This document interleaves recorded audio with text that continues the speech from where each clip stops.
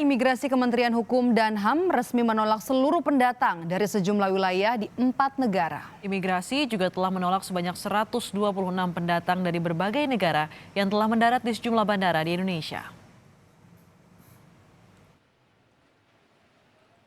Setelah menolak kedatangan seluruh pendatang dari Tiongkok, pemerintah Indonesia kini juga melarang kedatangan pendatang dari beberapa wilayah di 3 negara. Ketiga negara yakni Italia, Iran, dan Korea Selatan. Wilayah-wilayah di 3 negara merupakan kota tempat lonjakan dan meluasnya wabah corona. Wilayah yang ditolak masuk Indonesia yakni di Korea Selatan, kota Daegu dan provinsi Gyeongsangbuk-do. Di Iran, Teheran, Qom, dan Gilan. Lalu juga Lombardi, Veneto, Emilia-Romagna, Marche, Piedmont di Italia. Pengumuman kebijakan penolakan para pendatang dari beberapa kota di 3 negara disampaikan pelaksana tugas Direktur Jenderal Imigrasi Kementerian Hukum dan Hak Asasi Manusia, Johnny Ginting.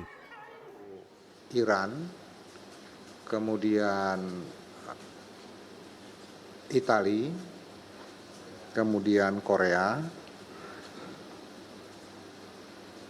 di mana di ketiga negara ini ada lonjakan yang signifikan terjadi di 3 negara ini. Oleh karena itu, dikeluarkan kembali yang tadi saya sebutkan tadi, yaitu Peraturan Menteri Hukum dan HAM nomor 7.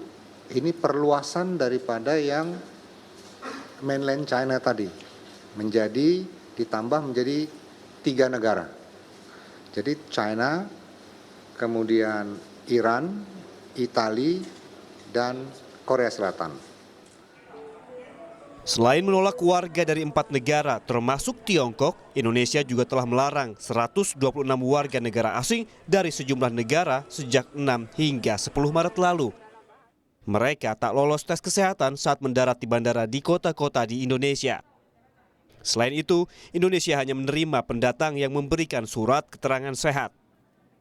Seluruh pendatang ataupun travelers dari Iran, Italia, dan Korea Selatan di luar wilayah tersebut diperlukan surat keterangan sehat ataupun health certificate yang dikeluarkan oleh otoritas kesehatan yang berwenang di masing-masing negara. Surat keterangan tersebut haruslah valid ataupun masih berlaku dan wajib ditunjukkan kepada pihak maskapai pada saat check-in. Jadi totalnya yang sudah kita tolak itu 2.000, yang ditolak 126. Kebijakan ini telah berlangsung sejak 8 Maret 2020 sebelum muncul pengumuman dari Organisasi Kesehatan Dunia mengenai penyebaran corona yang sudah ditetapkan sebagai pandemi. Virus corona pada saat kebijakan diambil sudah menyebar ke lebih dari 100 negara. Tim Liputan, Kompas TV.